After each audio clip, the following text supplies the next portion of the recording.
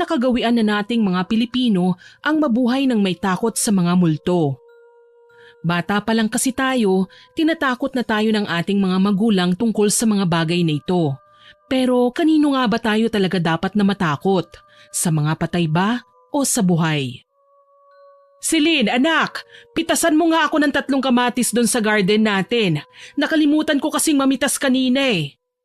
Po, nay naman kita niyo namang ang dilim-dilim na sa labas oh. Ako pa talagang uutusan niyo. Abay alangan naman yung tatay mo ang uutusan ko. Halos hindi na nga yan makabangon dyan sa sakit niya. Wala naman tayong ibang kasama rito, iha. Kung kayo na lang po kaya ang kumuha tapos ako nang tatapos dyan sa niluluto niyo. Abay hindi pa pwede ano? Espesyal na putahe kaya itong niluluto ko. Hindi ka naman masarap magluto, anak. Ay, personalan lang, inay. Sige na, iha. 3 kamatis lang. Kulang itong niluluto ko kapag walang kamatis eh. Inay naman alam niyo naman pong takot ako sa dilim. Tsaka medyo malayo kaya yung garden natin mula rito sa bahay. Tigilan mo nga ako sa pagiging matatakutin mong bata ka. Gamitin mo yung flashlight natin dyan. Lowbat na po, inay. Hindi pa na-charge sa bayan. Ba't kasi ayaw niyo pang magpakabit tayo ng kuryente? Huwag mo na ngang ibahin ang usapan, iha. Kumilos ka na at kumuha ka na ng 3 kamatis, pwede ba? Ayoko nga po, inay. Pasensya na po talaga. Hindi ko masusunod ang utos niyo kapag madilim na Baka po may multo Ayan ka na naman sa multo-multo mong bata ka. Ang laki mo na pero naniniwala ka pa rin sa mga multo. Tumigil ka nga riyan, Celine. Sino naman po bang may kasalanan kung bakit ang laki ng takot ko sa mga multo, inay?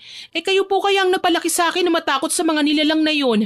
Bata pa lang ako, tinatakot niyo na po ako sa mga multo Abay talagang sumasagot ka pang bata ka ha? Hindi naman po, sinasabi ko lang ang katotohanan. Sorry po talaga, kayo na lang po ang kumuha ng kamatis at ako nang magbabantay dyan sa niluluto niyo. Hay nako, Celine. O siya, bantayan mong mabuti yan ha? Diyos ko kang bata ka, kadalaga mong tao, takot na takot pa rin sa multo. Nakabusangot ang mukha ng nanay ko habang pumanaog siya ng bahay namin para kumuha ng kamatis sa maliit naming garden. Hindi kasi yun ganun kalapit mula sa bahay namin kaya ilang lakaran pa ang kailangan bago makarating doon. Magandang araw nga po pala sa inyo, Miss Winnie, at sa mga masugid na listeners ng YouTube channel na ito. Bago ko makalimutan, ipakikilala ko muna ang aking sarili. Ako po si Celine.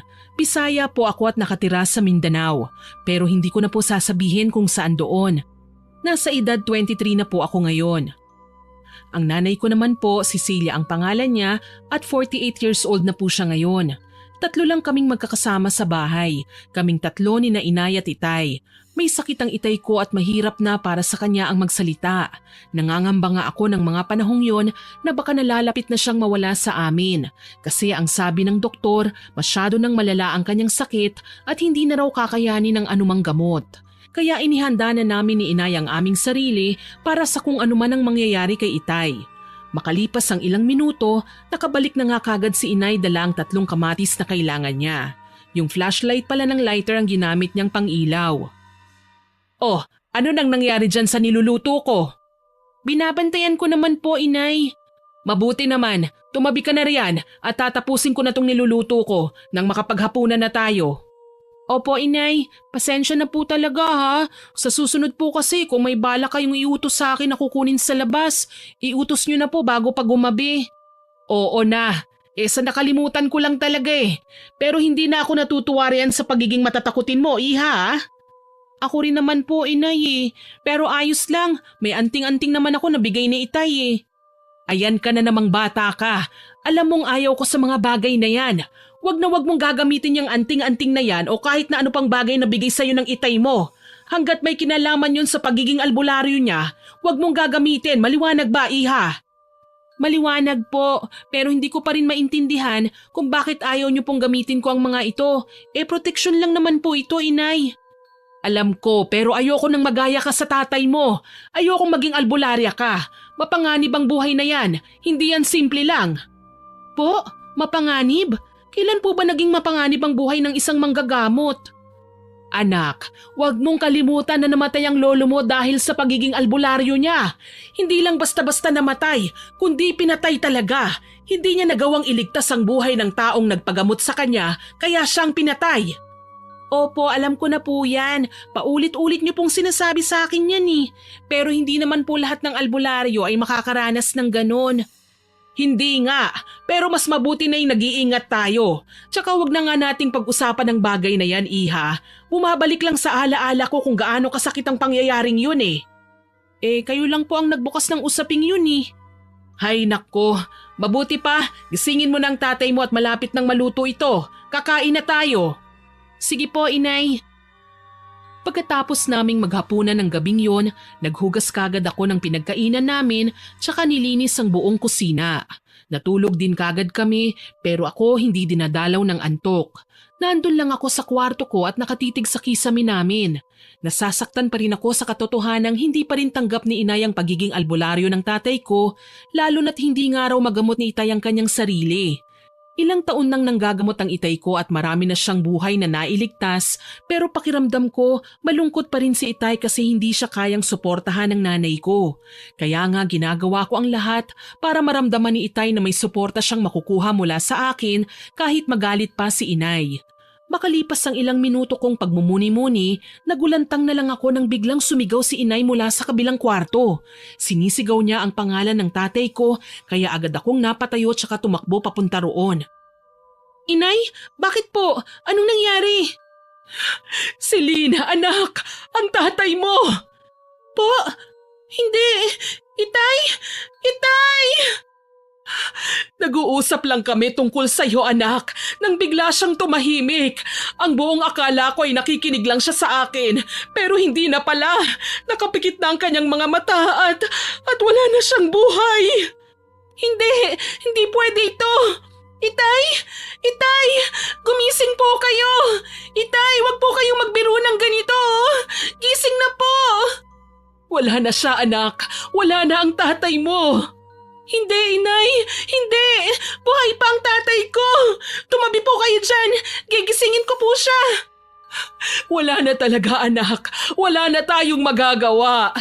Meron! Hindi pa po patay si Itay, Inay! Celine, anak! Tama na! Umiiyak na rin po ako kaya niyakap ako ni Inay ng mahigpit. Hindi ko na lang din namalayan na nakapasok na sa bahay namin ang iilan sa mga kapitbahay para saklolohan kami.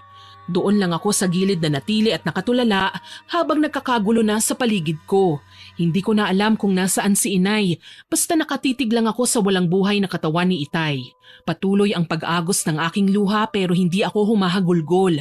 Para po bang gulat na gulat pa po ako sa biglaang pangyayari na yon. Ilang araw ang lumipas, hindi pa rin ako makapaniwalang pinaglalamayan na namin ng Itay ko. Inay, bakit parang ang bilis naman po ng pangyayaring ito? Hindi pa rin po ako makapaniwalang wala na si Itay. Pareho lang naman tayo, anak. Pero alam din nating pareho na darating din ang araw na ito. Oo nga po pero sinong mag-aakala na yun na pala ang huling sandaling makakasama natin ng tatay ko? Wala tayong magagawa kung ito ang kalooban ng nasa itaas. Hanggang doon na lang talaga ang buhay ng tatay mo. Namatay si Itay ng masama ang loob, Inay. Sigurado ako ron. Ano? Paano mo naman nasabi yan, Iha? Kasi po hanggang sa huli niyang hininga, hindi niya pa rin narinig mula sa inyo na tanggap niyo na ang mga kakayahan niyang kakaiba sa ating mga ordinaryong tao. Kakaiba? Anong ibig mong sabihin, anak?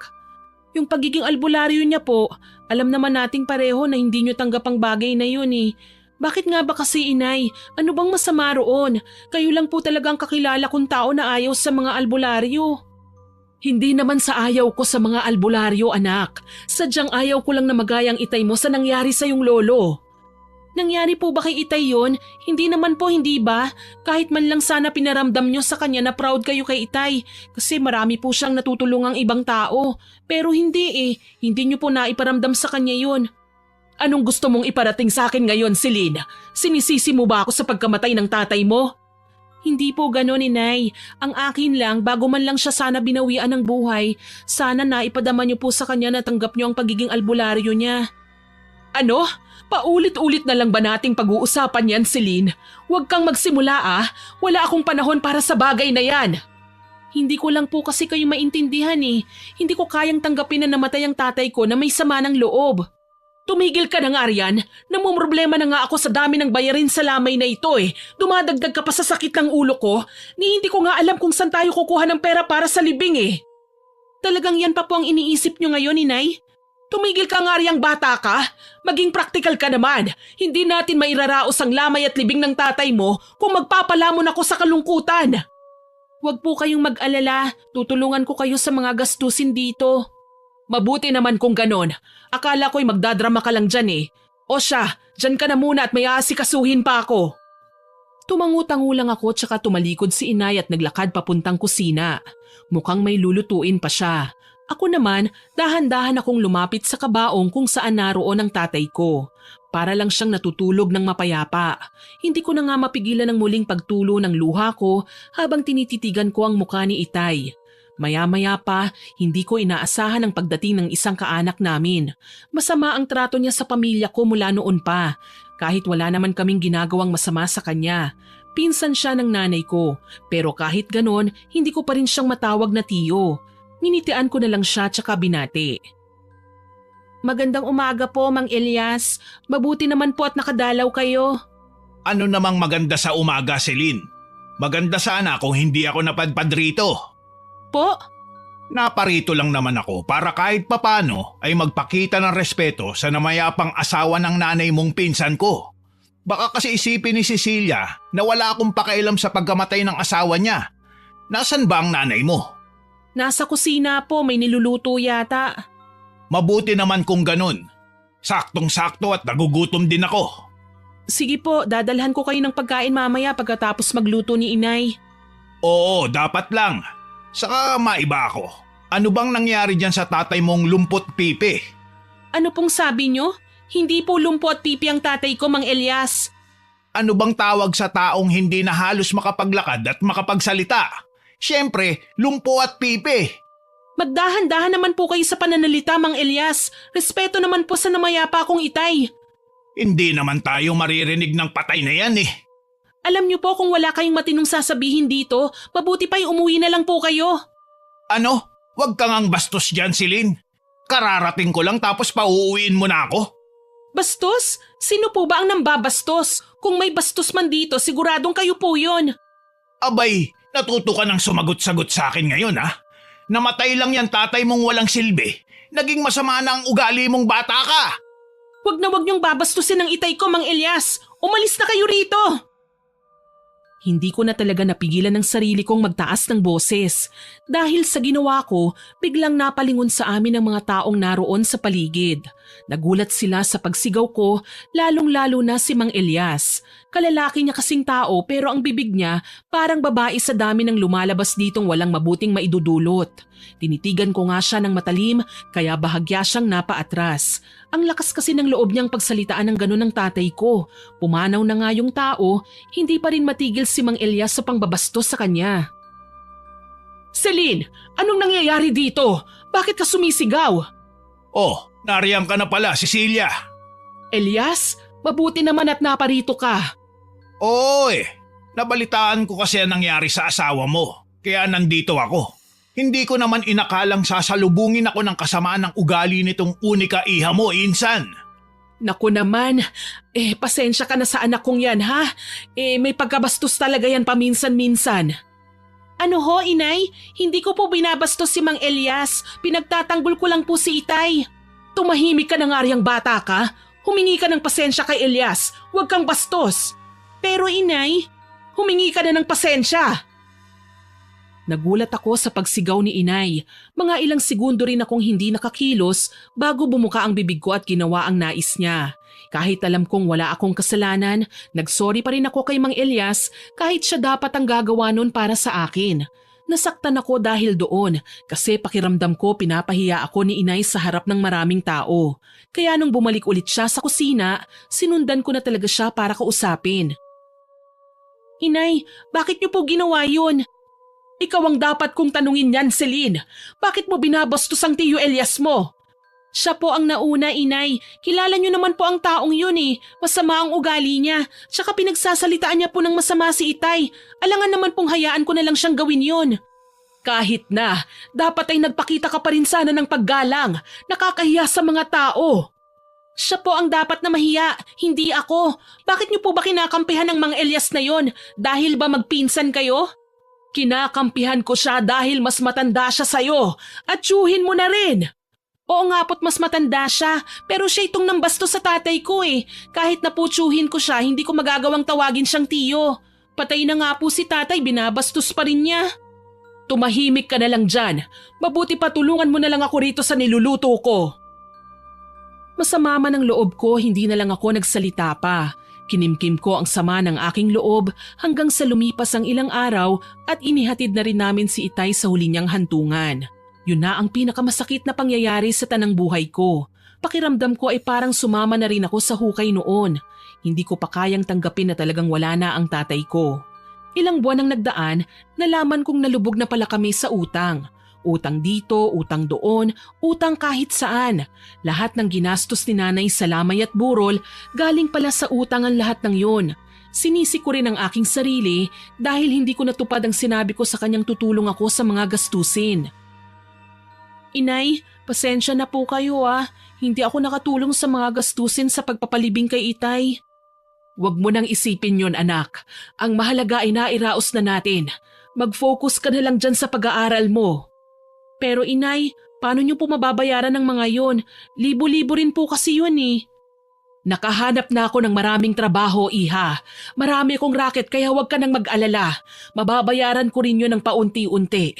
Tsaka wala namang interes ang mga yon. Eh ano namang trabaho po ang mga yon? Kahit ano anak, tinulungan ako ng kumari ko eh. Hindi naman daw po ba iligal ang mga yon? Anak naman, mukha ba akong pumapasok sa iligal? Siyempre hindi. Marangal na trabaho yun. Kadalasan ay nasa palengke lang. Sige po inay, mabuti naman kung ganon. Huwag po kayong mag-alala. Tutulong na po talaga ako ngayon. Kahit nag-aaral pa ako, naghanap din ako ng trabaho. Doon ako nakapasok sa tindahan ng barbecue. Maliit lang ang sahod syempre, pero pwede na yon. Papasok ako sa eskwela sa umaga at magtitinda naman ako ng barbecue sa gabi.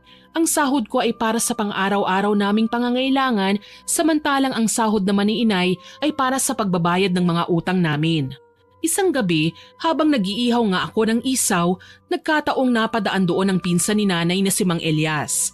Nagulat siya nang makita niya ako kaya huminto nga siya at bumili. Gaya ng inaasahan, hindi lang siya basta-basta bibili ng walang pang-aasar o pangungutya.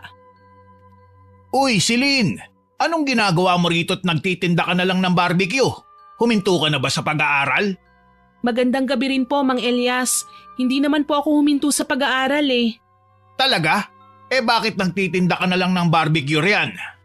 Rumarakit lang po ako para makatulong kay inay sa pagbabayad ng mga utang namin. Utang saan? Doon sa pagpapalibing sa tatay mo? Nako, hanggang sa kamatayan niya, pabigat pa rin talaga ang tatay mong yun. Mang Elias, pakiusap lang po ah. Itigil niyo na po ang pambabastos sa itay ko. Mahiya naman po kayo. Pumanaw na nga po yung tao. Tuloy pa rin kayo sa pagsasalita ng hindi maganda sa kanya. Totoo naman yun, iha eh. Hindi kailanman naging pabigat ang tatay ko. Ang mabuti pa ho, tumahimik muna kayo dyan at hintaying matapos itong order nyo. Nagpakabisi-bisihan na lang ako para hindi na ako abalahin pa ni Mang Elias.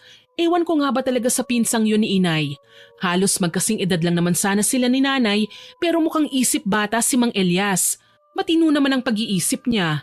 Sadyang ipinaglihi lang siguro sa bibig ng babae. Masyado kasi siyang pakialamera sa buhay namin ng pamilya ko. Nagdaan ang ilang araw, linggo at buwan, dumating ang araw ng aking kapanganakan. Wala kaming sapat na perang panghanda kaya sinabihan ko si inay na wag nang mag-abala pa. Pumunta na lang ako sa sementeryo kung saan naroon ang puntod ng tatay ko. 4:00 yun ng hapon pagkatapos ng klase namin kasi hindi ko kayang pumunta roon kapag gabi na. Hello po, Itay. Alam mo, miss na miss ko na po kayo. Kung saan man kayo naroroon, sana mapayapa na kayo at masaya na. Sinong kinakausap mo, miss? Ay, anak ka ng palaka! Woohoo! Chill! Easy ka lang! Anak ng tokwa naman, kuya. Bakit ka ba nang gugulat dyan? Pasensya na at nagulat yata kita. Talagang nagulat mo ko. Sino ka ba ha? Bakit ka sumusulpot na lang ng bigla-bigla na parang kabuti? Ako si Nathaniel. Napadalaw din ako rito sa namayapa akong mahal sa buhay. Malamang nga. Sige, puntahan mo na yon. Katatapos lang. Pauwi na nga sana ako na makita kita rito eh. Ganun ba? Naku kuya, tsismoso ka pala. Wag mo na akong kinukuya, miss. Sinabi ko na sa'yo ang pangalan ko eh. Saka halos magkaedad lang din naman tayo.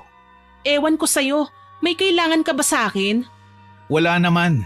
Nakita lang kasi kitang kinakausap yung puntod kaya nilapitan kita. Bakit? May problema ka ba ron? Wala rin. Yun naman pala eh. Di pwede ka nang umalis. Teka lang naman, miss. Ang sungit mo naman. Gusto ko lang naman sanang itanong sa'yo kung kaano-ano mo yung dinadalaw mo. Tatay ko, bakit? Wala naman. Nagtatanong lang. Oo. Bakit mo nga pala kinakausap ang puntod hindi ka naman naririnig ng kausap mo? Ha? Anong hindi? Ang ibig kong sabihin, naniniwala ka ba na naririnig ka pa rin ng taong yumao na? Oo, pinapanood nila tayo mula sa langit o kung saan man sila naroroon. Bakit ba? Kaya pala. Kung sa bagay, iba-iba naman tayo ng paniniwala. Ako kasi, naniniwala ako na kapag pumanaw na ang tao, parang natutulog lang sila sa ilalim ng lupa. Wala sila sa langit, wala rin sa impyerno.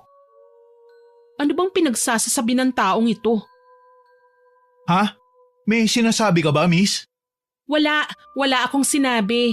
Ang sabi ko lang mauna na ako sa'yo at uuwi na ako. Ganun ba? Sige mag-iingat ka. Kinaumagahan, Sabado yon kaya wala kaming pasok. Inutusan ako ng amo ko na bumili ng mga bahagi ng manok na gagamitin namin sa pagtitinda ng barbecue.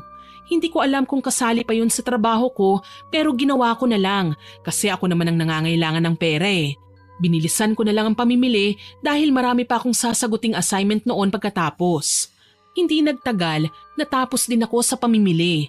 Naglalakad na ako papunta sa bahay ng aking amo. Habang bitbit ko na ang mga pinamili ko, nakasalubong ko sa palengke yung mabuting kaibigan ng tatay ko, si Mang Fred. Kagaya ni Itay, albularyo rin siya at saka mabait din. Magandang hapon, Silin, Iha. Mabuti naman at nakita kita rito. Magandang hapon din po, Mang Fred. Naparito po kayo? May mga pinamili po ba kayo? Oo, Iha. Mga gamot ng asawa ko. Siya nga pala. Tamang-tama at nagkasalubong tayo rito. Bakit po? May kailangan po ba kayo sa akin? Wala naman, Iha. Gusto lang sana kitang balaan na mag-iingat ka. Po? Mag-iingat saan? Hindi pa ako sigurado sa hinala kong ito. Kaya hindi ko pa pwedeng sabihin sa'yo. Kaya ang magagawa ko lang sa ngayon ay bigyan ka ng babala para mag-ingat. Ikaw at ang nanay mo. Napakaseryoso niyo naman po, Mang Fred. Kinakabahan ako sa inyo eh. Basta Iha, ingat ka lang. Huwag kang basta-bastang magtitiwala sa mga tao sa paligid. Ano po ba kasi ang ibig niyong sabihin? Malalaman mo rin yun, Iha. Kapag sigurado na ako, sasabihin ko sa'yo. Sa ngayon ay ayoko pang manghusga at baka nagkamali lang ako. Mang Fred naman tinatakot niyo lang po yata ako eh. Hindi kita tinatakot. Saka ang mabuti pa, huwag mong ilayo sa'yo ang bigay na anting-anting ng tatay mo. Po? Paano niyo naman po nalaman yun? Magkaibigan kami ng iyong tatay, Iha. Sinabi niya sa akin na binigyan kanya ng anting-anting, kagaya ng ibinigay ko sa aking anak. Lagi mong dalhin yun makakatulong yun sa'yo. Sige po. Maraming salamat po, Mang Fred.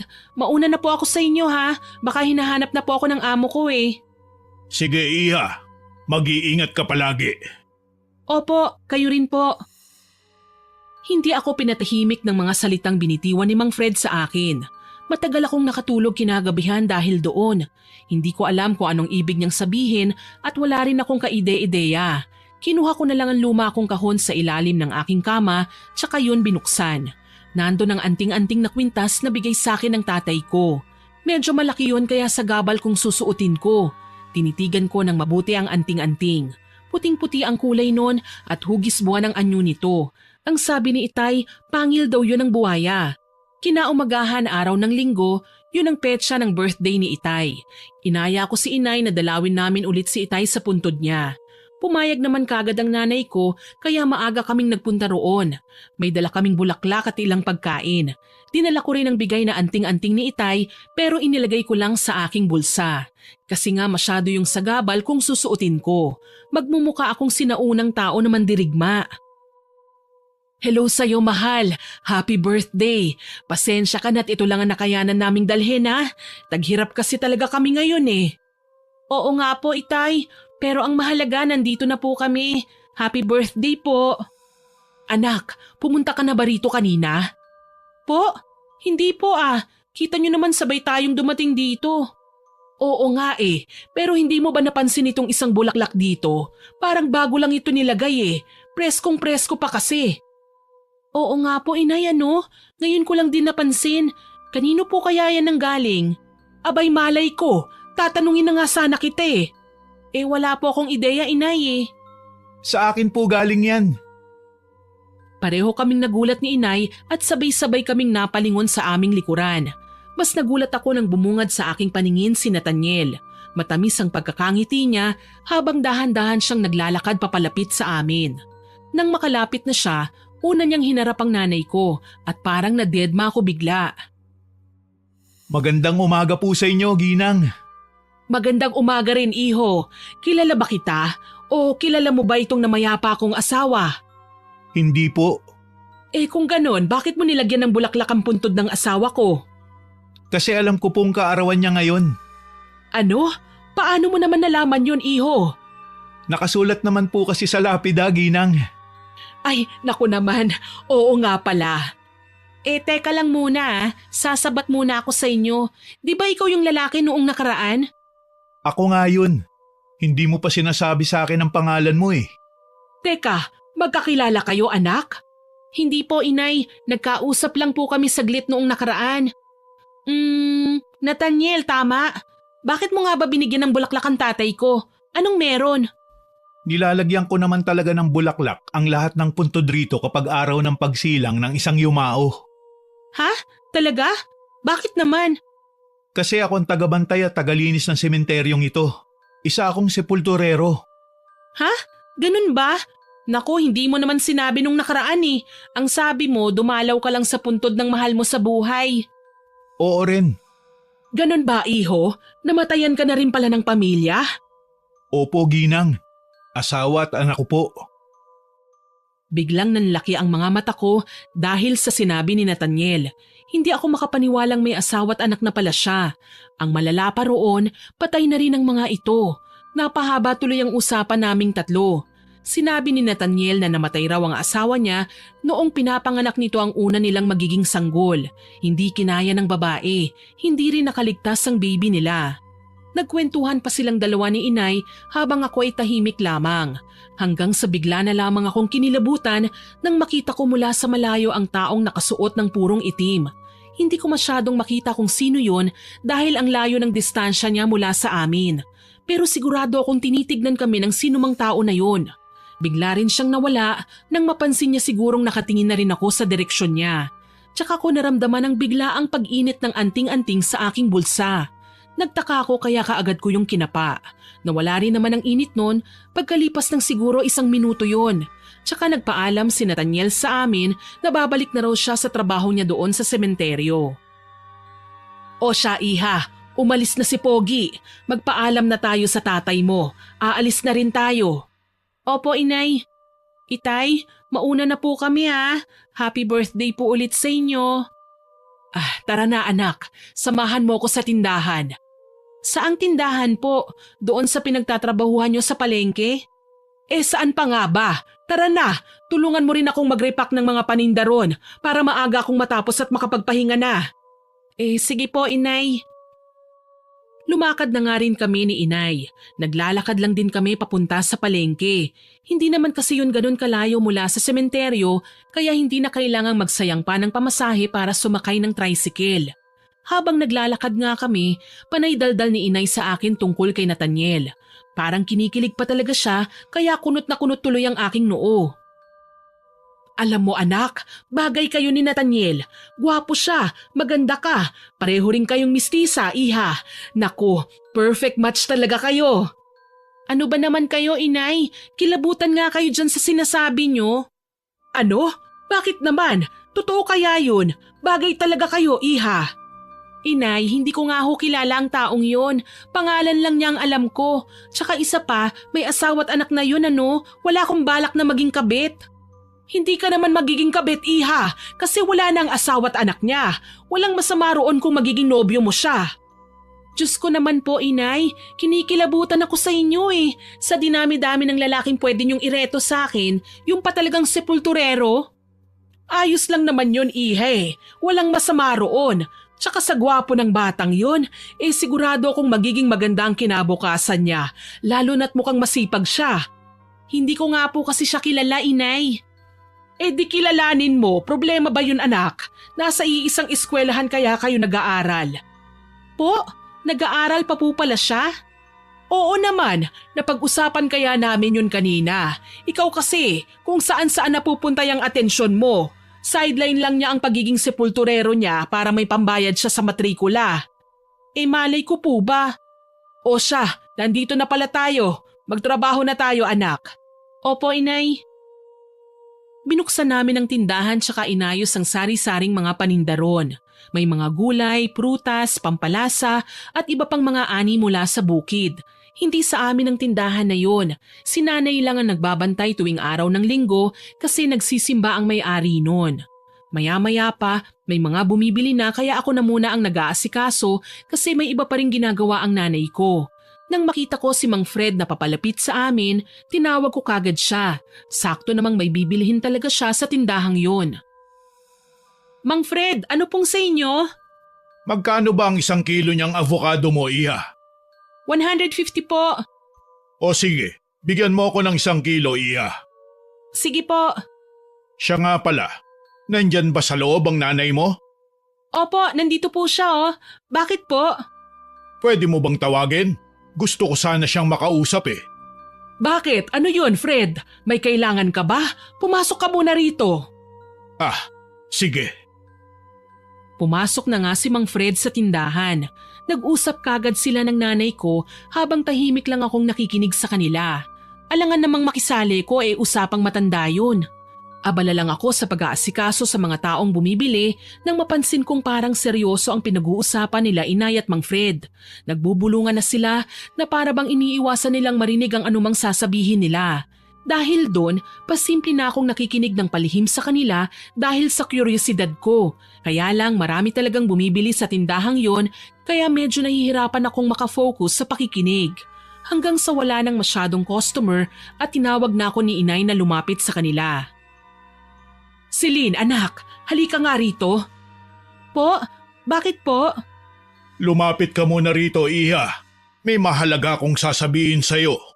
Sige po, ano po ba yon? Kahapon lang, may natagpo ang bangkay ron sa kabilang baryo. Ang sabi ng mga tao, nagpakamatay raw yun. Tumalon sa tulay ng ilog. Naku, masamang balita po yan. Sino raw po yon? Kilala niyo po ba? Hindi, iha. Pero hindi ako naniniwala sa sabi-sabi ng mga tao na nagpakamatay ang babaeng yun. Bakit po? Sa tingin ko, pinatay siya. Po? Pinatay? Paano niyo naman po nasabi yun? Basta, iha. May nakita akong palatandaan na pinatay ang biktima. Hindi nagpakamatay. Saka isa pa, matanong ko lang, gaano katagal na ba kayong magkakilala ng lalaki sa sementeryo? Po? Sinong lalaki sa sementeryo? Yung lagi mong nakakausap tuwing dumadalaw ka sa puntod ng tatay mo. Si Nathaniel po ba? Bago ko lang po yun nakilala. Bakit? Ano pong meron? Mag-iingat ka sa taong yun, iha. Hindi maganda ang kutob ko sa kanya. Po, hindi ko po kayo maintindihan, Mang Fred eh. Ano po bang meron? Nararamdaman kong may tinatago ang lalaking yun. Huwag kang masyadong makampante sa kanya, iha. Pwede po bang diretsuhin nyo na lang po ako? Ayokong magsalita ng patapos. Hindi ko pa nakukumpirma ang mga hinala ko.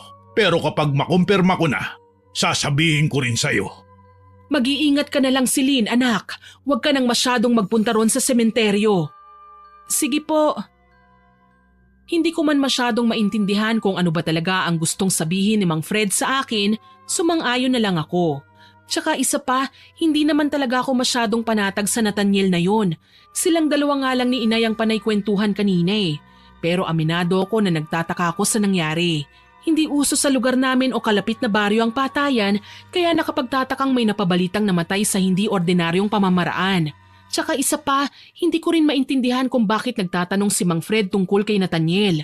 Idagdag pa yung taong nakapurong itim na suot na nakita ko sa sementeryo. Ewan ko ba, naguguluhan na ako na medyo kinikilabutan din. Kinaumagahan, maaga akong pumasok sa klase. Akala ko ay magiging ordinaryo lang ang araw na yon, pero bigla akong nakasalubong si Nathaniel noong bumibili na sana ako ng ulam para sa pananghalian ko. Silin, mabuti naman at nagkita tayo rito. Ah, oo. Dito ka nga rin pala nag-aaral, ano? Oo eh, sa tagal ko nang pumapasok sa eskwelahan ito, ngayon lang talaga kita nakita rito. Ganun ba? Ako rin eh. Ngayon lang din kita nakita. Saan ka pala pupunta? Pwede ba kitang yayain mananghalian? Libre na kita. Naku, wag na. Nakakahiya naman. Naku, huwag ka mahiya. Diyan lang naman tayo sa may karinderya eh, malapit sa gate. Sigurado ka ba? Oo naman, minsan lang naman to eh. O sige. Kahit medyo kabado ko, sumama na lang din ako sa kanya. Malapit lang naman sa gate ng eskwelahan ang karinderyang pupuntahan namin. Tsaka marami namang tao roon kaya hindi naman siguro ako mapapahamak. Hindi ko lang maiwasang isipin yung sinabi ni Mang Fred sa akin. Parang gusto niyang iparating na layuan ko si Nathaniel o wag siyang hayaang makalapit sa akin. Ewan ko kung anong mali sa lalaking ito eh, pero mukha naman siyang mabait. Pagdating namin sa karinderya, nag-order na kagad siya. Mukhang mabait nga naman talaga at gentleman pa. So, college ka na no? Oo, Anong year level mo? second year pa lang naman. Ah, ano namang kurso ang kinuha mo? Nursing. Naku, maganda yan. Ako naman, eduk, third year. Ayos din yan ah. Eh kung hindi mo mamasamain, bakit parang may edad ka na kung college ka pa lang? Huminto kasi ko eh. Kaya ngayon lang ulit ako nagpatuloy mag-aral. Ah, nga pala, paano mo nalaman ang pangalan ko? Nabanggit ng nanay mo kahapon. Hindi mo narinig? Ah, hindi eh. Naku, mukhang balisa ka kasi kahapon eh. Kung saan-saan ka nakatingin. Siguro nga. Teka, ayos ka lang ba? Parang ang tipid yata ng mga sagot mo sa akin eh. Naiilang ka bang kasama ako? Ah, nako hindi. Ano lang, nahihiya lang ako. Ah, ganun ba? Huwag kang mahiya. Kumain na lang tayo. Tipid na lang akong ngumiti sa kanya tsaka nag-focus sa pagkain. Pagkatapos nun, bumalik na kagad kami sa campus at inihatid niya ako sa classroom namin. Nagpasalamat ako kay Nathaniel tsaka siya umalis. Ilang oras ang lumipas, uwian na rin. Gaya ng nakagawian ay dumiretso kagad ako sa barbecuehan kung saan ako sumasideline. Akala ko'y magiging mapayapa na ang pagtatrabaho ko roon pero nakita ko na naman si Mang Elias, yung pinsan ni nanay na masama ang ugali. Naroon na naman siya't nangaasar. Uy Silin, iya! Nakita kita kanina na may kasamang lalaki ah. Ano, boyfriend mo na ba yun? Wala po akong boyfriend, Mang Elias. Talaga? Sino yung kasama mong kumain kanina? Kakilala ko lang po. Sus, wag ako iha. Baka marunong ka ng lumande ah. Sige ka, hindi ka makakapagtapos ng pag-aaral niyan at mabubuntis ka kagad. Mang Elias, bibili po ba kayo ng barbecue o hindi? Hindi, diet ako ngayon eh. Ang taba-taba ko na kasi. Mabuti po kung ganon.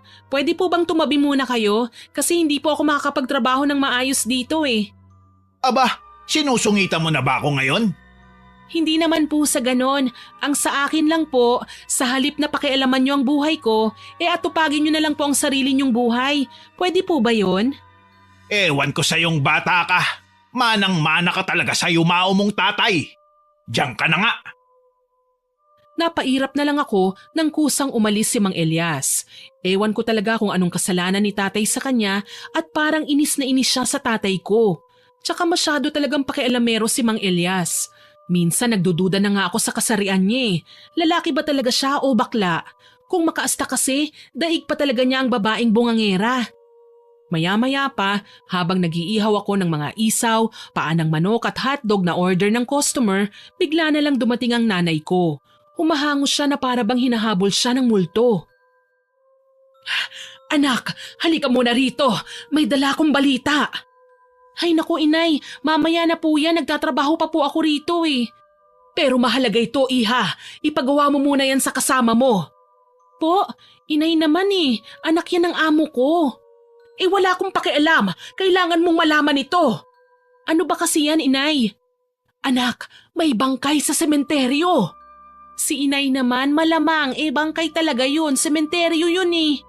Hindi iha, bangkay na hindi pa naililibing, may patay at ang malala pa, nandun yun sa harapan ng puntod ng tatay mo.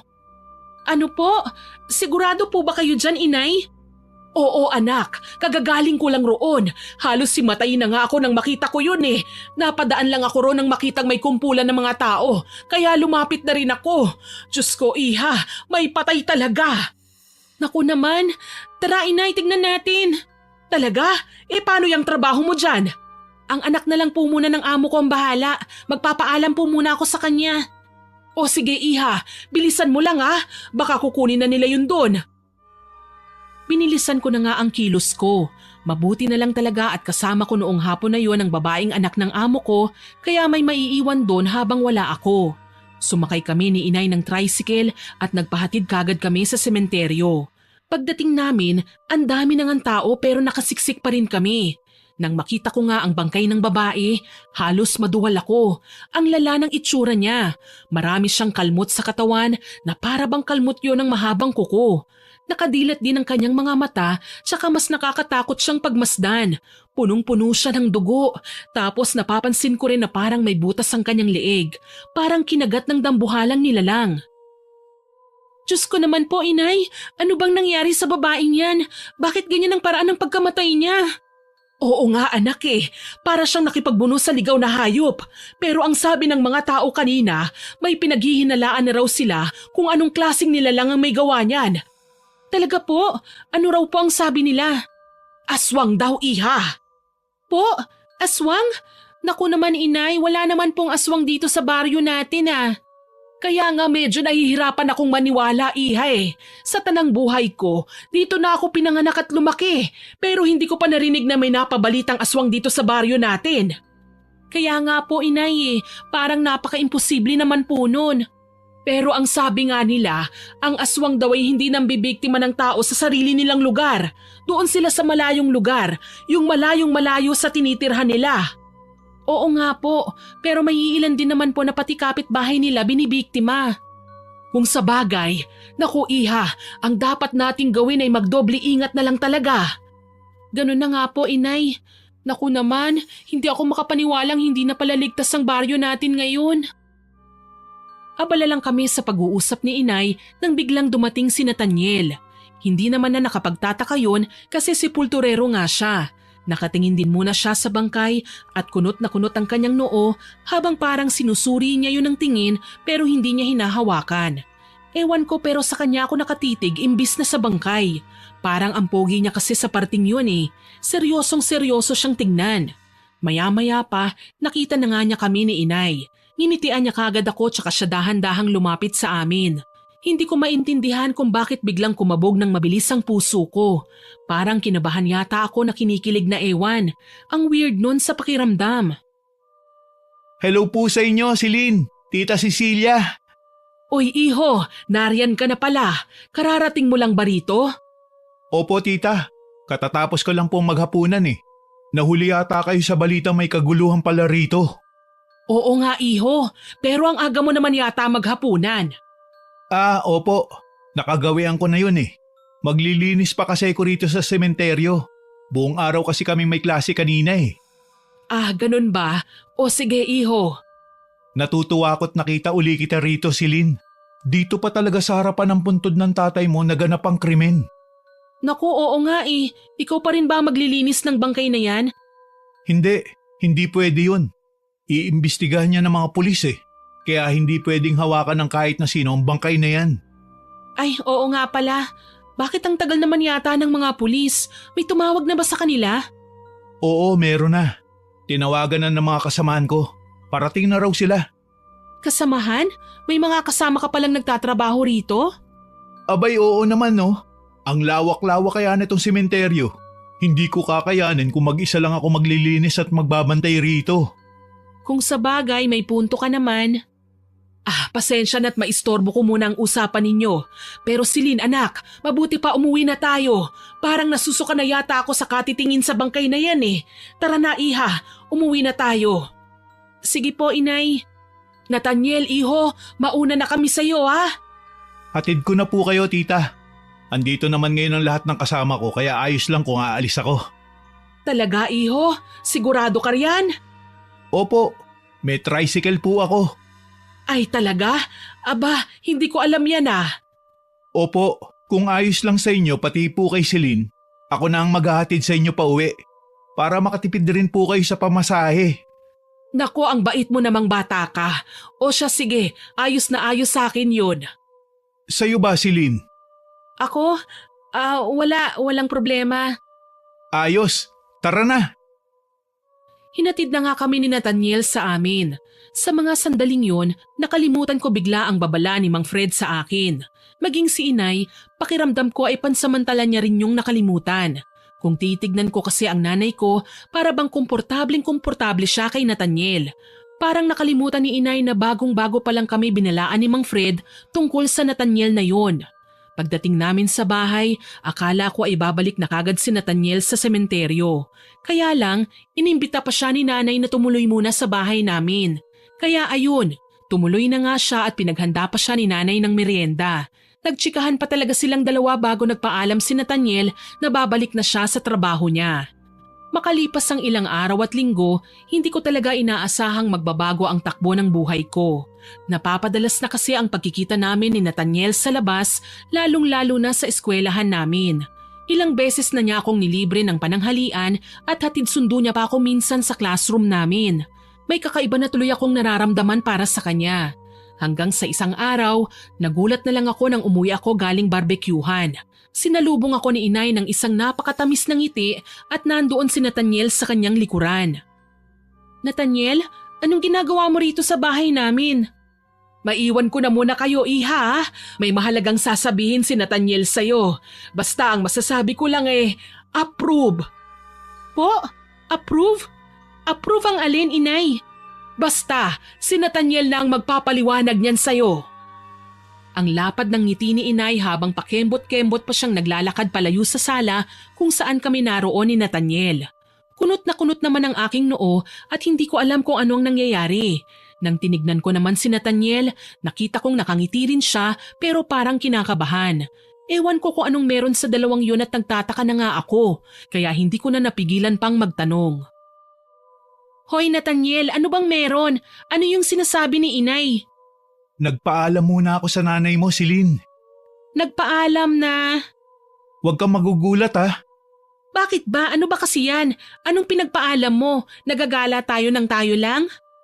Na magmula ngayon, liligawan na kita ng formal. Ano? Ano ka mo? Ang sabi ko, liligawan na kita ng formal magmula ngayon. At inulit pa nga talaga. Bakit? Bakit mo ko liligawan? Hindi ba halata? Gusto kita, Celine. Matagal na. Bago mo pa lang ako nakilala, gusto na kita. Ano? Seryoso ka ba dyan? Paano nangyari yun? Matagal na kitang pinagmamasdan sa malayo. Natatakot lang akong lapitan ka kasi mukha kang maldita. Wow dapat ba akong magpasalamat niyan? Seryoso ko, Celine. Matagal na kitang gusto. Ngayon, liligawan na kita. Teka nga lang, pumayag ba ako? Hindi na mahalaga yun kung papayag ka o hindi. Yun naman ang layunin ng panliligaw Kaya sa ayaw at sa gusto mo, liligawan kita. Para akong naubusan ng mga salitang lalabas sa bibig ko. Hindi ako makapaniwala sa taong yun. Natapos na nga ang gabing yun nang hindi ako nakatulog. Sino ba naman kasing makakatulog ng maayos kung bigla-bigla ka nalang liligawan ng taong bago mo palang kakilala, hindi ba? Tuloy ay sabog na sabog ako kinaumagahan. Pumasok ako sa klase na para bang zombie. Walang sapat na tulog at ang laki pa ng eyebags ko. Lagi tuloy akong nakakatulog sa klase. Ilang beses na rin akong pinagalitan ng instructor namin dahil nga nakakatulog na ako at parang wala sa sarili. Pagkatapos ng klase, dumiretso pa rin ako sa barbecuehan. Doon nawala ang antok ko kasi nagtatrabaho na eh. Sino namang aantukin kung apoy na ang haharapin mo? Makalipas ang ilang oras, umuwi na nga ako. Kaya lang habang naglalakad ako ay parang may sumusunod sa akin. Anak ng tokwa, sino na naman kaya itong sunod ng sunod sa akin? Hoy, kung sino ka man lumabas ka na riyan ha? Aba gagong to ah, tinatakot pa talaga ako. Ay palaka! Ay! Inay! Nang dahil sa taong nakaitim na bigla kong nakita mula sa unahan at bigla ring naglaho, napasigaw na lang ako tsaka sabay takbo ng mabilis. Ang bilis ko tuloy makarating sa bahay namin. Sinalubong kagad ako ni inay dahil sa pagkataranta ko. Hoy iha, ano bang nangyari sa'yo? Bakit ka humahangos? Inay may humahabol po sa akin eh. Oo, alam ko yun. Halata naman eh. Sino ba yung humahabol sa'yo ha? Hindi ko po kilala, inay. Basta nakaitim lang po siya. Multo yata ang nilalang na yun eh. Multo? Diyos ko, iha. Ayan ka na naman sa multo-multo mo eh. Hindi nga kasi totoo ang mga yan. Sa utak mo lang yan. Kaya tigil-tigilan mo na ako, ha? Hindi nga po, inay. Ang bilis niya po kasing maglaho eh. Para siyang si Flash. Ewan ko sa yung bata ka. Baka nasisiraan ka na ng bait, ha? Kumain ka na nga lang muna riyan. Inay, hindi niyo po ako naiintindihan eh. Paano kung ang nilalang pala na yun ang killer dito sa baryo natin? Paano kung siyang may kagagawan sa mga patayan dito? Paano kung hindi? Alam mo ikaw, iha, binibigyan mo lang ng problema ang sarili mo eh. Kumain ka na lang kasi. Ipinagluto kita ng paborito mong ulam, anak. Wala akong nagawa kundi tumahimik na lang at kumain. Mukhang hindi naman kasi naniniwala si inay sa akin eh. Siguro tsaka lang siya maniniwala tungkol sa nakita ko kapag siya na mismo ang makakakita noon. Tignan natin kung hindi ba siya magwawala kung hindi rin ako maniniwala sa kanya. Kinaumagahan, maagang umalis si inay dahil may racket siya ulit. Sobrang aga noon, ginising niya nga ako para magpaalam na aalis na raw siya kaya napaaga rin tuloy ako ng gising para magsaing. Doon na raw kasi kakain si inay sa pupuntahan niya. Ewan ko kung saan yun at nasobrahan yata sa aga. Hindi ko naman naitanong dahil nagmamadali na siyang umalis. Pumasok ulit ako sa klase kahit inaantok pa ako. Pero ganun na lang ang inis ko nang malaman kong wala pala kaming klase sa first period. Hindi na raw muna papasok ang instructor namin dahil may sakit daw. Kaya ayun, mag-isa akong tumatambay sa backyard ng eskwelahan namin. May malaking puno roon tsaka mahabang bench. Doon ang paborito kong tambayan tuwing walang klase. Mag-isa lang ako ron habang iniisip ko ang mga kakaibang patayan na nangyayari sa lugar namin. Mag-isa ka yata rito, Silin. Ay palaka! Diyos ko naman, Nathaniel, ikaw lang pala eh. Bakit ka ba nang gugulat? Pasensya na. Parang ang lalim ng iniisip mo eh. Baka malunod ka niyan. Handa pa naman ako mag-CPR sa'yo. Ano? Wala. Ang sabi ko, ang ganda mo. Ha? Maganda ka nga, bingi naman. Hoy lalaki, ano bang pinagsasasabi mo riyan? Pwede ba akong tumabi sa'yo? Hindi naman pwedeng hindi ako papayag kasi hindi ko naman pag-aari ang bench na ito. Mabuti. May problema ka ba, Silin? Kanina pa kita napapansin na parang wala ka sa sarili ah. Ha? Anong ibig mong sabihin na kanina pa? Nakita kita kanina bago ka pumasok sa classroom nyo. Akala ko nga nandun ka pa rin ngayon. Tapos nagulat na lang ako kasi nakita kita rito.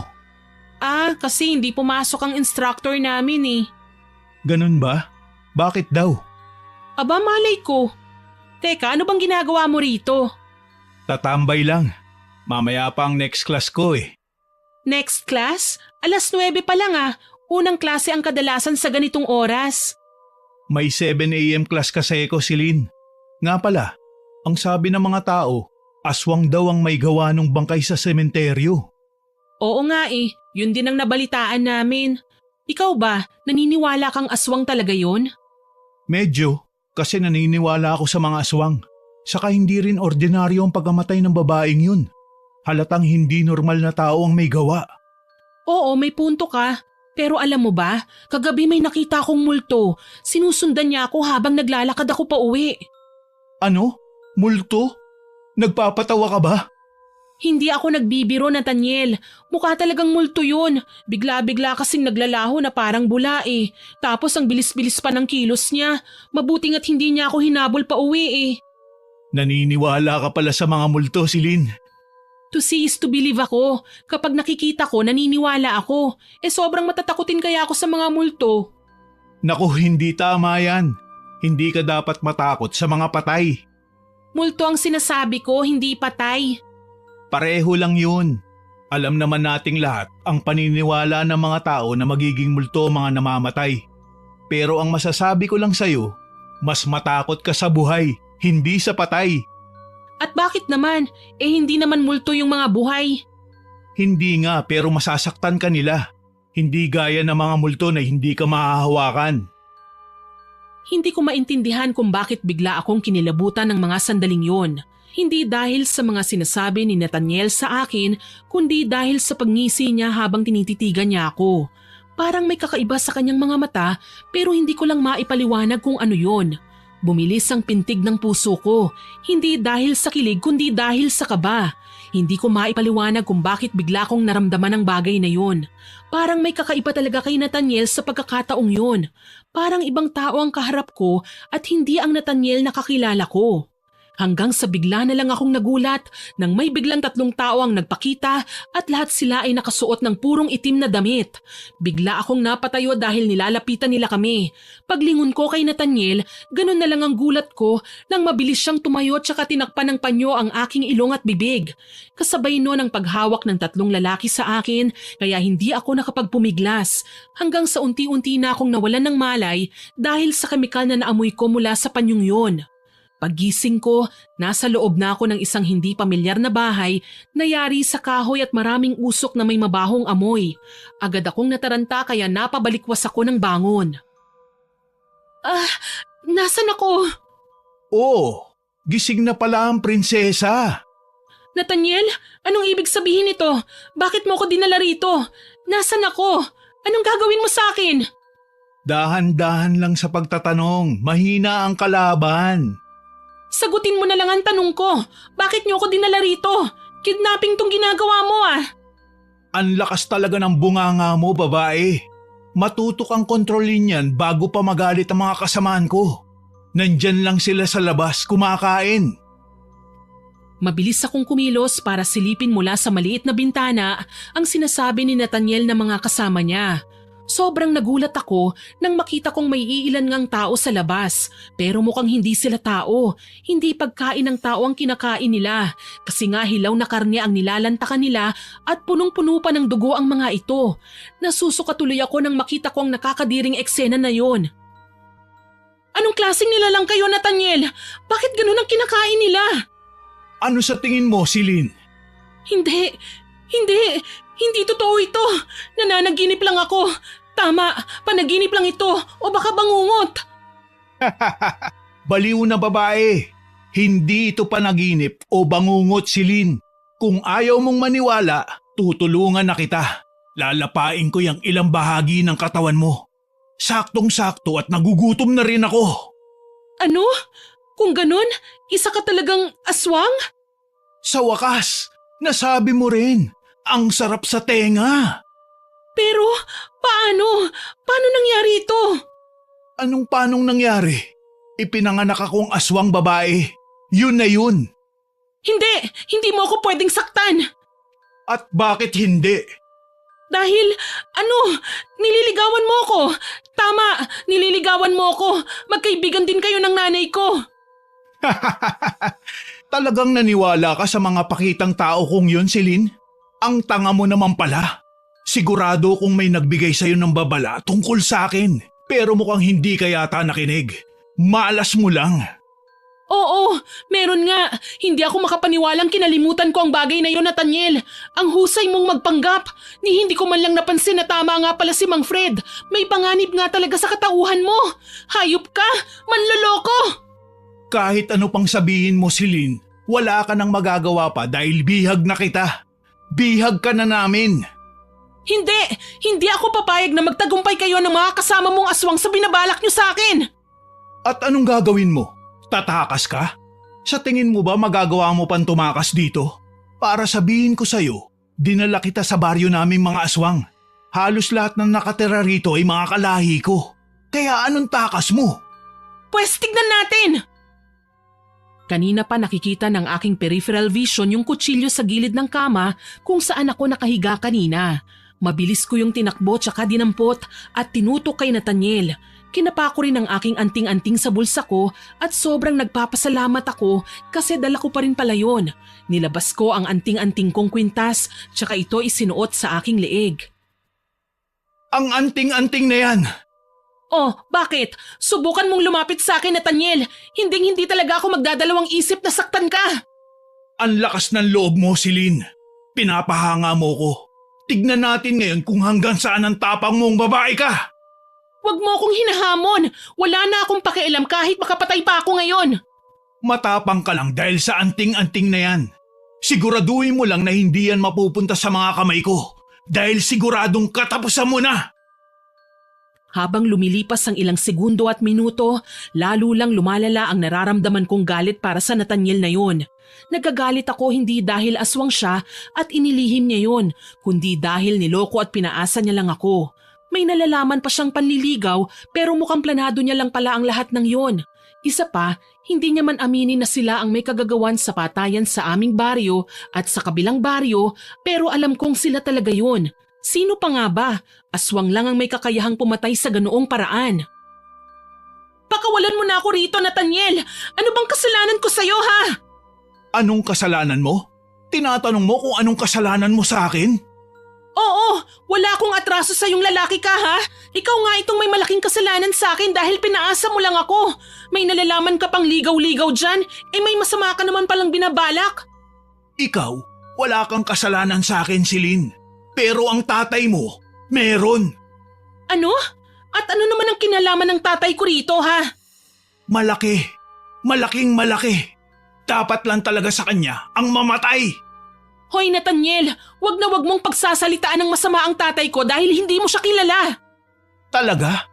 Hindi ko kilala ang tatay mo? Sigurado ka ba riyan, Celine? Baka ikaw ang hindi nakakakilala sa tatay mo. Bakit ba? Ano bang atraso sa'yo ni tatay? Mabait siyang tao. Wala siyang kaaway. Marami nga siyang nailigtas na buhay, Nathaniel eh. Mabait? Ganun ba ang mabait? Siya ang dahilan kung bakit namatay ang mag-ina ko. Kasalanan niya kung bakit sila namatay. Ano? Hindi kita maintindihan. Makasarili ang tatay mo, Celine. Wala siyang awa. Kinilala siya ng maraming tao bilang mabait na albularyo. Pero ang hindi nila alam, makasarili siya. Hinayaan niyang mamatay ang mag-ina ko dahil lang sa pansariling interes niya. Pwede ba diretsuhin mo na lang ako? Hindi ko maintindihan kung anong sinasabi mo dyan. Ang anting-anting na yan, yung suot mo. Bakit? Anong meron dito? Yan ang kailangan ng asawa ko. Kung binigay yan ng tatay mo sa asawa ko, siguradong hanggang ngayon ay buhay pa rin siya. At ano naman ang kinalaman ng anting-anting na ito sa buhay ng asawa mo? Hindi aswang ang asawa ko, Celine. Ordinaryong tao lang siya. Pero dahil aswang ako, nahihirapan siyang manganak. Nahihirapan siyang ilabas sa magiging unang anak namin dahil may lahing aswang ang sanggol. At anong nangyari? Ang sabi niya, makakatulong ang anting-anting na yan para mapadali ang panganganak ng asawa ko. Pero sa halip na ibigay yun, ipinagdamot niya. At dahil doon ay namatay ang asawa at anak mo? Oo. Hindi lang siya makasarili at madamot, kundi mapanghusga rin. Alam mo ba kung ano ang sinabi niya sa akin bago niya kami tinalikuran ng asawa ko?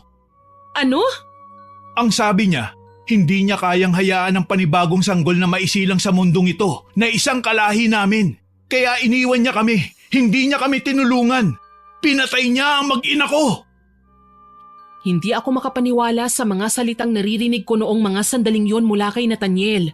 Ang lalim ng pinaguhugutan ng galit niya. Namumula na nga siya sa galit habang tumutulo ang ilang butil ng kanyang mga luha. Ramdam na ramdam ko ang hinanakit niya sa pagkamatay ng kanyang asawa at anak. Maging ako ay nasaktan din para sa kanya. Nasaktan din ako sa nangyari sa pamilya niya. Pero hindi ibig sabihin no na tatalikuran ko na ang alaala ng tatay ko.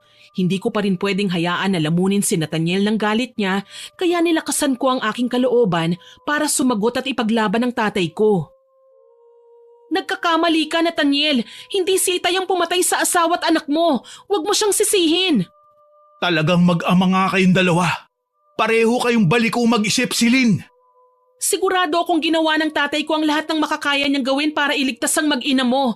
Pero may paninindigan siya. Hindi niya pinatay ang asawa at anak mo. Tumigil lang siya sa pagtulong sa kanila dahil aswang ang isisilang ng asawa mo. Ano na lang ang mangyayari sa mundo kung dadami ang lahi niyong mga aswang? Isa ka pa, Celine. Manang-mana ka talaga sa kanya. Mapanghusga. Tsaka mo lang kami sabihang mapanghusga kung mapapatunayan mong mali kami na mali ang desisyong ginawa ng tatay ko. Anong sabi mo? Mapanghusga kami? Bakit? Hindi ba totoo naman na masama ang lahi nyo? Sino bang may kagagawa ng mga patayan dito sa lugar natin? Kayo! Kayong mga aswang! Kaya anong karapatan mong sabihin sa aking mapanghusga kami ng tatay ko? Dahil hindi lahat ng aswang ay masama. Oo, pero masama ka, Nathaniel. Isa ka sa mga masasamang aswang. Saglit na natahimik si Nathaniel dahil sa sinabi ko sa kanya. Maging ako ay natahimik din bigla habang hinahabol ko ang aking hininga. Kanina pa kasi kami sigaw ng sigaw sa isa't isa. Hindi lang ako makapaniwala na paninindigan niya ang pagiging isang masamang aswang. Alam naman pala niyang kaya pa rin ng lahi nila ang maging mabait, bakit hindi niya ginawa? Bakit siya nang bibiktima ng mga tao? Wala pa rin siyang pinagkaiba sa mga masasamang lahi ng aswang. Kaya walang karapatan si Nathaniel na sumbatan ng namayapa kong tatay sa ginawa niyang desisyon. Ano ngayon ang gagawin mo sa akin, Nathaniel? Papatayin mo rin ako? Lalapain? Patutunayan mo sa akin kung gaano ka kasama? Wala na akong pakialam sa kung ano mang sasabihin mo tungkol sa akin, Celine. Ang mahalaga, may ipaghihiganti ko na ang pagkamatay ng asawa at anak ko. Sige, gawin mo! Oo, talagang gagawin ko yun. Sa'yo binigay ang anting-anting na pinakakinakailangan ng asawa ko para mabuhay. Kaya ikaw ang papatayin ko ngayon. Ah, talaga? Kung ganon, lahat ng pinakita mong kabaitan sa akin, pati sa nanay ko, lahat ng yon parte lang talaga ng plano mo? Oo naman, Celine. Mabuting at hindi mo nahalata eh. Ganon ka, katanga. Walang iya ka talaga? Wala kang puso! Bakit? Nahulog ka na ba sa akin? Naku, wag mong sabihin sa aking mahal mo na ako. Kahit kailan, hindi ako magmamahal ng isang masamang aswang na kagaya mo. Mabulok ka sana sa impyerno, Nathaniel! Dahil sa sinabi ko, lalo siyang nagalit kaya sinugod niya ako. Siya na talaga ang sumugod sa akin. Nang dahil sa pagkataranta ko, tumakbo kagad ako ng mabilis palabas ng maliit na bahay na yun. Mabuti na lang at hindi yun nakasarado. Kaya lang, wala pa rin akong takas kasi nandun nga sa labas ang mga kasamahan niyang aswang. Napahinto silang lahat sa kinakain nila tsaka napatitig sa akin. Sinabi ko naman sa'yo, Celine, huwag ka na magtangkang tumakas. Dahil napapalibutan ka na ng mga aswang dito. Asa ka, Nathaniel, hindi ka magtatagumpay sa binabalak mo. Ah, talaga? At ano naman ang laban mo sa akin? Sa aming lahat? Hindi ako tanga para malaman na takot kayo sa suot kong anting-anting. Kung hindi, edi sana kanina niyo pa ako pinatay. Sa tingin ko nga hindi niyo kayang hawakan to eh. Makakaya ka pa rin namin patayin kahit suot-suot mo ang walang kwentang bagay na yan, babae. Talaga ba? Kung ganun bakit hindi niyo pa ginawa kanina pa nung wala pa akong malay? Wag ako, Nathaniel. Wag ka rin mayabang, Celine. Sinisiguro ko sa'yong hindi ka na makakauwi ng buhay. Kung ganun, gawin mo. Wag kang puro dada dyan. Tinanggal ko ang suot kong kwintas na anting-anting tsaka ko yun hinawakan ng mahigpit. Ginawa kong sandata. Ang kaliwang kamay ko ay may hawak na kutsilyo samantalang anting-anting naman sa kanang kamay ko. Malakas ang hinala ko na manghihina ang mga nilalang na yon kapag masugatan ko sila gamit ang anting-anting kasi pasimple silang umaatras tuwing humahakbang ako papalapit sa kanila. Alam kong hindi ko sila kayang talunin lahat, kaya ang kailangan ko lang gawin ay depensahan ang aking sarili at tumakas doon. Yun na nga ang ginawa ko. Nagsimula na akong tumakbo palayo roon habang hinahabol nila ako. Hoy babae! Umalik ka rito! Hindi ako tanga para magpahuli sa'yo! Huwag ka na magsayang pananlakas, Celine. Hindi ka makakatakas sa lugar na ito. Hindi ako bobo para maniwala sa'yo. Huwag ka magpapahuli sa akin dahil talagang papatayin kita. Tignan natin kung sinong unang mamamatay. Huwag mo rin akong hahayaang makatakas dito dahil ipagkakalat ko talaga sa lahat ang lahi nyo. Lalo ko pang binilisan ang pagtakbo ko hanggang sa makarating ako sa isang bahay doon. Medyo nagdadalawang isip akong pumasok, pero pumasok pa rin ako. Yayamanin ang bahay na yun pero wala akong pakialam. Pagpasok ko nga, akala ko ay walang tao doon pero may babae pala na medyo matanda. Sa tingin ko ay katulong yun doon. Nagulat siya sa pagpasok ko at nagsisisigaw palabas kaya nataranta na rin ako. Gusto ko sanang humingi ng tulong sa kanya pero umalis na siya eh. Hindi nagtagal, nakapasok na nga doon si Nathaniel at ang mga kasamahan niya. Kaya nagtago na ako ron sa kusina. Celine? Celine, nandito na ako. Alam ko nandito ka lang. Huwag ka na magtago dyan, babae. Lumabas ka na. Napapalibutan ka na namin. Huwag mo na kaming pahirapan pa. Kung ako sa'yo, lalabas na ako bago pa tuluyang magalit itong mga kasamahan ko. Baka lapain ka kagad nila kapag mahanap ka na. Ano ba, Celine? Lumabas ka na dyan sa pinagtataguan mo. Akala ko ba'y matapang ka? Patuloy pa rin akong nagtatago. Tahimik lang ako. Sino ba naman kasing gugustuhin magpakita sa kanila? Tumatakas nga ako. Nag-iisip lang ako ng paraan kung paano ko sila matatakasan. Hanggang sa lumabas na nga ako mula sa pinagtataguan ko. Nathaniel! Oo, sa wakas nagpakita ka rin. Akala ko habang buhay mo na akong pagtataguan eh. Hindi ako duwag gaya ng inaakala mo. Ikaw ang tunay na duwag dito. Ako? Duwag?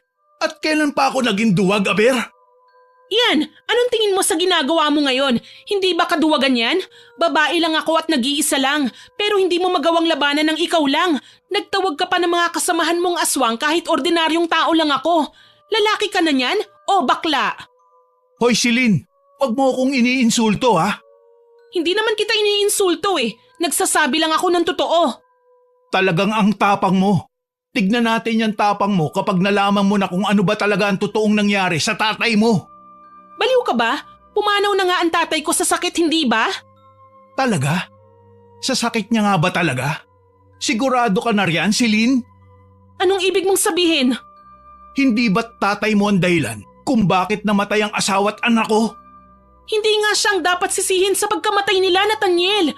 Paulit-ulit ka na lang eh. Kahit ano pang sabihin mo, siya pa rin ang pumatay sa kanila. Sobrang laki ng galit ko sa tatay mo, babae. Hindi mo ba itatanong sa akin kung anong ginawa ko sa kanya? Bakit? Anong ginawa mo sa asawa ko? Inay? Sobrang nagulat ako sa biglaang pagsulpot ni nanay sa loob ng bahay na yun. Gulat na gulat talaga ako kung paano siya nakarating doon. Agad na nga siyang tumakbo papalapit sa akin kaya magkatabi na kami. Lalo tuloy akong kinabahan kasi kaming dalawa na ang nasa panganib ng mga sandaling yun. Inay, ano bang ginagawa niyo rito? Paano niyo nalamang nandito ako? Mamaya ko na ipapaliwanag, anak. Tumakas na muna tayo rito. Paano po kayo nakapasok dito sa bahay na ito? Hindi po ba kayo nakita ng mga kasamahan niyang aswang? Magaling lang ako magtago, iha. Tsaka tatanga-tanga rin naman kasi ang mga aswang na kasama ni Nathaniel. Hoy, tama na yung bulungan yung mag-ina. Nandito pa ako oh. Oo, nandyan ka pa nga. Pero wag na wag kang magkakamaling kumilos ng masama dahil baka mawala ka na sa mundong ito. Walang yakang bata ka? Nagtiwala pa naman ako sa'yo. Akala ko'y totoo yung panliligaw mo sa anak ko. Pinagkatiwalaan kita kahit binalaan ako ng kaibigan ko tungkol sa'yo. Kasi akala ko'y nagkamali lang siya ng hinala. Pero yun pala, tama pala talaga ang iniisip ni Fred. Kung sino man ang taong yan, salamat sa kanya at masyadong mababaw ang hinala niya. Tama na yung dada mo, Nathaniel. Ituloy mo nang sasabihin mo tungkol sa tatay ko. Oo naman. Hindi niyo ba alam na ginamitan namin siya ng itim na kapangyarihan? Kaya pahina ng pahina ang katawan niya noon? Anong ibig mong sabihin, Nathaniel? Pinakulam ko ang asawa niyo, Ginang Cecilia. Isang uri ng pangkukulam na hindi mahalatang kulam na pala yun. Hindi ba kayo nagtataka kung bakit walang epekto ang mga gamot na iniinom niya? Na parang naghihintay na lang siya ng kamatayan? Anong sinabi mo? Kung ganun, ikaw ang dahilan kung bakit namatay si tatay? Tumpak, Celine. Sa wakas nakuha mo rin. Pinatay niya ang asawa at anak ko, kaya dapat lang namamatay rin siya. Hindi! Walang yakang bata ka! Demonyo ka! Papatayin kita, Nathaniel! Humanda ka! Sa sobrang galit na nararamdaman ko, sinugod ko na nang wala sa oras si Nathaniel. Sinigawan pa ako ni nanay na mag-ingat daw ako pero hindi na ako nakinig sa kanya. Ang mahalaga sa akin nung mga sandaling yon ay makitila ng buhay ang taong nagpahirap sa tatay ko bago siya tuluyang binawian ng buhay. Naipon ang lahat ng galit ko kay Nathaniel at pakiramdam ko ay pinalalakas ako noon. Sugod lang ako ng sugod sa kanya habang sinusubukan ko siyang sugatan ng dalakong kutsilyo at anting-anting. Kaya lang, nabitiwan ko ang kutsilyo at napunta yon kay nanay, kaya siya na ang gumamit noon bilang depensa sa kanyang sarili kung sakaling susugurin siya ng mga kasamahang aswang ni Nathaniel. Makalipas ang ilang minuto naming laban, nasugatan ko rin sa wakas si Nathaniel sa kanyang braso gamit ang anting-anting ko. Napasigaw siya dahil sa sakit noon at pansin kong agad siyang nanghihina. Dahil doon, kinuha ko kagad ang pagkakataong yon para tadyakan ng paulit-ulit ang kanyang ulo tsaka pinagsisisipa ang buong katawan niya. Bumagsak na nga siya sa sahig. Celine, anak! Tama na yan! Baka mapatay mo siya, iha! Talagang papatayin ko siya, inay! Wag, iha! At bakit hindi, inay? Hindi ka pwedeng maging kagaya niya na mamamatay tao. Hindi mo rin gugustuhing makulong. Kaya awat na, anak. Nandito na ang mga pulis. Nasa labas na sila at nahuli na nila ang mga kasamahan ni Nathaniel. Hintayin mo na lang silang damputin ng mga taong yan. Hindi pa po ako tapos sa kanya, inay. Hindi na, iha. Tara na. Umuwi na tayo, anak. Magpahinga na tayo. Hindi ko na malayang umiiyak na pala ako ng mga sandaling yon. Inakay na ako ni inay paalis doon hanggang sa natagpuan ko na lang ang aking sarili na naglalakad papunta sa police station kasama si inay. Nagpaliwanag kami sa mga pulis kung ano ang nangyari hanggang sa naging okay na ang lahat. Nakulong si Nathaniel maging ang mga kasamahan niyang aswang. Ako naman, punong-puno pa rin ng galit ang aking puso. Pero habang tumatagal, natututunan ko ring palayain ang galit na yon. Hindi kasi ako mabubuhay ng masaya at mapayapa hanggat may kinikimkim akong galit at hinanakit sa aking puso. Nakuha na namin ng hustisyang hindi ko sukat akalaing kakailanganin ko pala kaya nararapat lang na umusad ako sa aking buhay. Hindi lang ako makapaniwalang nalinlang ako ng Nathaniel na yon. Mabuti na lang talaga at hindi ako nagkaroon ng damdamin para sa kanya. Muntikan nga lang, nang dahil kay Nathaniel nawala ang takot ko sa mga multo. Kasi mas takot na ako sa mga tao ngayon. Totoo nga palang dapat tayong mas mag-ingat sa mga buhay kesa sa mga patay. Ang pinakamahalagang natutunan ko sa mga pangyayari sa aking buhay. Sana po ay nagustuhan nyo ang aking kwento ngayon. Pero bago ko po tapusin ito, hindi makukumpleto ang upload natin ng walang shoutout. Shoutout po kina Ma'am Lisa Yamashita at Nancy Hasebe, kay Florence Joyce Ferras, kay Ma'am Susan Manalo, kay Ma'am Laila Kalimag, kay Ma'am Maria Cristina, kay Ma'am Leia Obnamia from Quezon, Ma'am Mernette Pulgado, at hello din po kina Ma'am Daniela Marquez Kawan, Josa Salinas, Glovelyn Giking, kay Ma'am Gloria Kawan from San Mariano, Isabela. Salamat po sa pakikinig nyo dyan. Shoutout din po kay Ma'am Emma Dumato, Ma'am Chona Karagay, kay Love 8080 Galemit, kay Madam Oragon Vlog at kay Melissa Pahabera, kay IP Micaela from Sorsogon, kay Ma'am Raquel Camacho na naadik na raw po sa mga stories natin at sa sobrang ganda raw po ng boses ko. Naku, salamat po ma'am sa papuri ninyo. Hello din po kay Dins Rodriguez, kay Ma'am Adela Lee, kay Ad Mako from Hong Kong, kay Cesare Ganuhay from Guimaras, kay Ma'am Carmi Kayabyab, kay Jody Rose Cortez, kay Ma'am Myla Dumalag, kay Ma'am Minerva Caranog at sa mga taga Bicol at Nueva Ecija, kay Ma'am Jessica Mesa at sa mga anak niyang sina Arn, Rocky, Yvonne at RR. Hello din po sa EMS LTI at sa Carillo at Berondo family, kay Ma'am Michelle De Mariano, kay Ma'am Rowena Ausa, kay Rubilin at Runalyn Eneria at sa Eneria family, kay Sawisaw, kay Ma'am Myla Regina Galevo, shoutout din po kay Ma'am Kate Patonyal at sa mga blind po nating nagmamassage sa Cebu, kay Ma'am Evelyn Abong Cabarkil na magbe-birthday daw po sa August 22. Advance happy birthday po ma'am. Kay Ma'am Lisa Comia, kay Chef Lance, kay Ma'am Joshelle De La Torre, kay Sir Raymond Icamina at sa mga regular listeners po natin na sina Sir Kimpoy Feliciano, Ma'am Girlie Satur ng Siling Department ng Cosmo Malvar, Batangas, Tutsi Galulan, Ma'am Chris Alcantara, kay Ma'am Ana Vencer Francisco, kay Ma'am Josefina Fuellas, kay Ma'am Alma Flores, Ma'am Mel Santarita, kay Ma'am Hani Austria, kay Ma'am Jonna Alog, kay Sir Francisco Ning, kay Ma'am Ami Yong, kay Ma'am Belen Malbas, kay Elgin TV Vlog, kay Ma'am Mea Espiritu at kay Ma'am Beth Mercado. Maraming salamat po sa inyong lahat na nakinig ng ating kwento. Abangan po ninyo ang mga susunod pa nating stories at huwag niyong kalimutan na mag-subscribe, like, share and comment sa upload natin. Para rin po mabilis niyong makita kung may bagong upload tayo, i-hit niyo lang po ang notification button para po lagi kayong updated sa mga bagong upload natin. Goal po natin ay maka 100k subscribers po tayo ha, kaya aasahan ko pa rin po ang inyong suporta.